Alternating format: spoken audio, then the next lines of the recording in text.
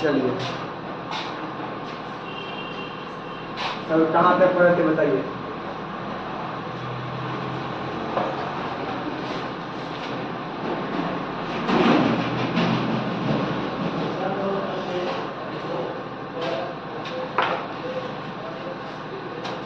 चलिए देखिएगा ध्यान से, हम आप लोग कल बता रहे थे जनन के बारे में, बता रहे थे तो जनन के बारे में हम लोग कहाँ तक कुछ बताए थे कल।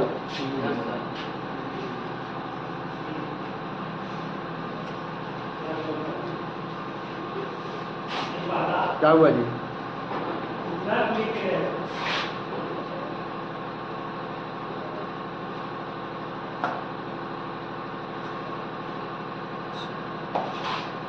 लगा इसको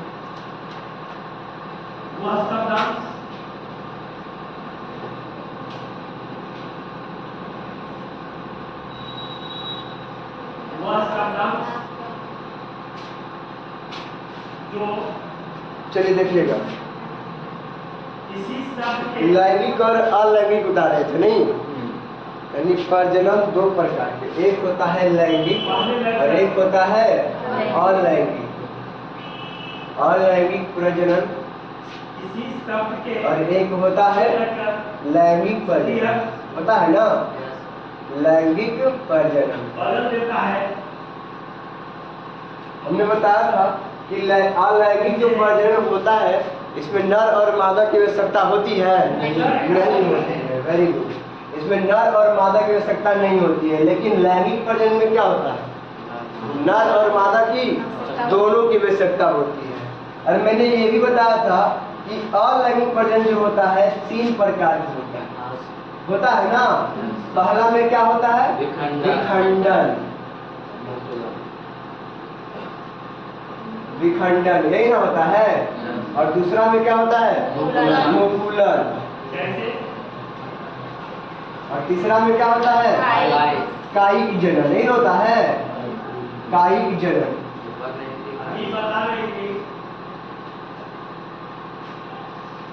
कोई दिक्कत, कोई दिक्कत नहीं। एक होता है विखंडन और एक होता है मुकुलन और एक होता है कायिक जनन। देखिएगा ध्यान से, मैंने बताया था कि विखंडन में क्या होता है, एक मदर सेल होता है और इससे 2 डॉटर सेल निकलता है, बन जाता है, यही ना। यानी एक सेल ही 2 सेल का निर्माण करता है। जैसे कि देखिए ये वाला एक सेल रहेगा, इसमें होता क्या है कि एक केंद्रक होता है, धीरे धीरे इसमें दूसरा केंद्रक बनना शुरू हो जाता है और जैसे मैच्योर्ड होता है दोनों अलग अलग हो जाता है, अलग अलग होता है ना, उसे हम क्या बोलते हैं, विखंडन। यानी एक मदर सेल और 2 डॉटर सेल होता है। यानी इसमें कोई नर और मादा की आवश्यकता हुआ नहीं हुआ, इसी सेल से 2 सेल बढ़ गया, उसको हम क्या कहें, विखंडन जनन कह दिए। कोई दिक्कत। और उसके बाद मैंने बताया था मुकुलन में, मुकुलन में क्या बताया था, मुकुलन में एक ही कोशिका आगे चलकर बढ़ जाता है कितने में, 2 में, और दोनों में आधा आधा केंद्रक और मैच्योर्ड होकर दोनों में केंद्रक हो जाता है। कोई दिक्कत, यहाँ तक में कोई दिक्कत नहीं। उसके बाद मैंने बताया था कायिक जनन के बारे में। कायिक जनन में क्या होता है, कायिक का मतलब क्या होता है, कुछ ऐसे पौधे से जो उससे नए पौधे का निर्माण हो सके, यानी अपने ही शरीर से कोई अलग जीव का उत्पन्न कर दे, है ना। कोई अपने ही जीव से, मतलब अपने ही शरीर के कोई भाग से। अच्छा, आदमी का भाग से तो एक नया जीव आ जाएगा, नहीं आएगा। लेकिन मैंने बताया था कि गुलाब का फूल आप ले लीजिए, किसका, गुलाब का फूल ले लीजिए, और गुलाब का कोई भी टहनी आप लगा दीजिए, क्या हो जाएगा, लग जाएगा। ब्राय फिल्म पे मैंने बताया था उसके पत्तों से क्या होता है, एक नए पौधा का उत्पन्न होता है। तो कुछ कुछ ऐसे पौधे होते हैं जो कायिक जनन करते हैं, जिसमें नर और मादा की आवश्यकता नहीं होती है। यहाँ तक में कोई दिक्कत, अपने ही शरीर से, है ना, अपने ही शरीर से, मतलब शरीर के कोनो भाग से, अगर कोई अपने ही शरीर के कोनो भाग से अगर वो जनन कर देगा तो क्या कहलाएगा, कायिक जनन करते हैं। कायिक के मतलब होता है काया, काया के मतलब होता है शरीर, है ना? तुम लोग बहुत कुछ सुनते भी रहता है, कोई दिक्कत यहाँ तक में? चलिए आगे बढ़े। चलिए तो आगे बढ़ते हैं। उसके बाद मैंने बताया था कि मानव में प्रजनन के लिए हमें दो चीज की आवश्यकता पड़ती है, एक नर और एक मादा, एक नर और एक मादा। मैंने बताया था कि बाबू रे, नर और मादा दोनों को जनन अंग के बारे में पहले हम लोग को जानना पड़ेगा, है ना? तो मैंने आप लोगों को मादा जनन अंग के बारे में बताया था, है ना? ये देखिए,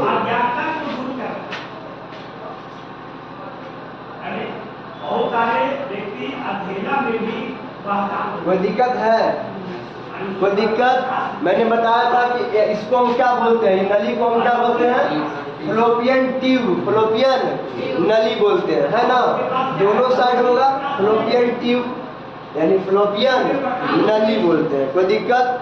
उसके बाद मैंने बताया था कि महिलाओं का ओवरी यानी अंडाशय में ओवम का निर्माण होता है।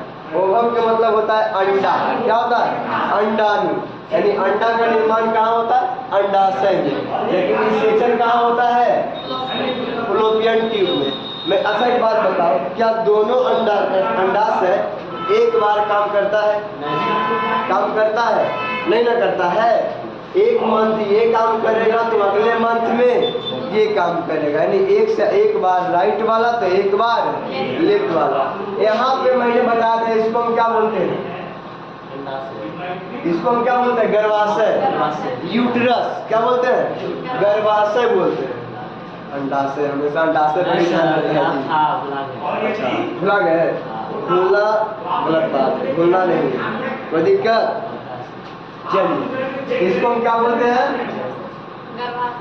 गर्भाशय बोलते हैं। यहाँ पर क्या होता है बताओ?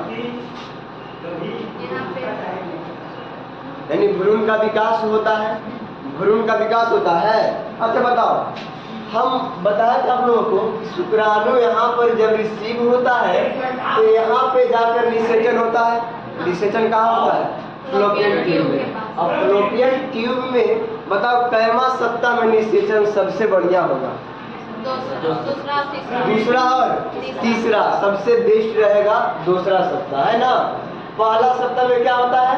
बनना शुरू होता है। पहला सप्ताह में बनना शुरू होता है और दूसरा सप्ताह में मैच्योर्ड होकर यहाँ पे आकर इंतजार करता है।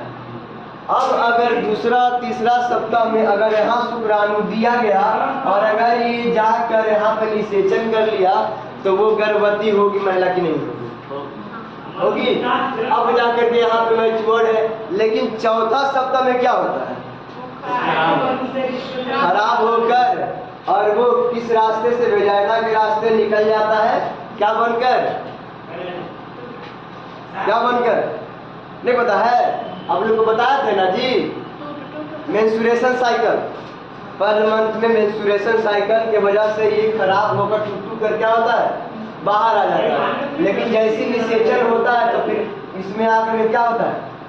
उसके बाद मैंने आप लोग को बताया टेस्ट ट्यूब बेबी के बारे में कि एक प्राकृतिक निषेचन कराया जाता है दोनों का, एक का अंडाशय एक का शुक्राणु। अंडाणु और शुक्राणु लेकर के एक ट्यूब में निषेचन कराने के बाद 1 सप्ताह तक इसमें रखा जाता है। क्या कहता है? 1 सप्ताह तक रखा जाता है। अब इसमें जो 1 सप्ताह रखता है इसको हम क्या बोलते हैं? जाइगोट। क्या बोलते हैं? जाइगोट बोलते हैं। जाइगोट का निर्माण होता है।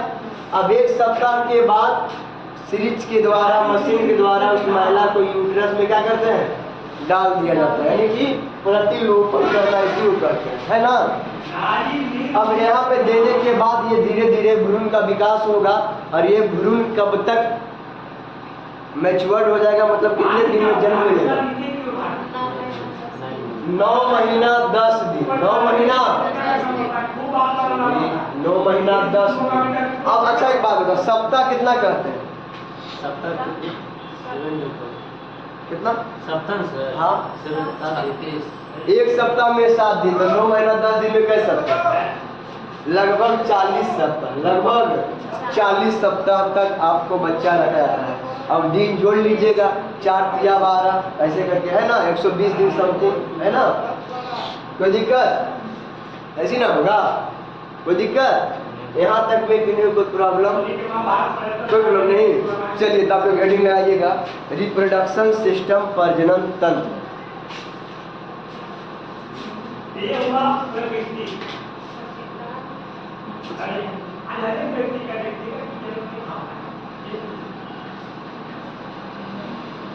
हम नहीं बोलते कि आगे आदमी सब आगे बढ़ते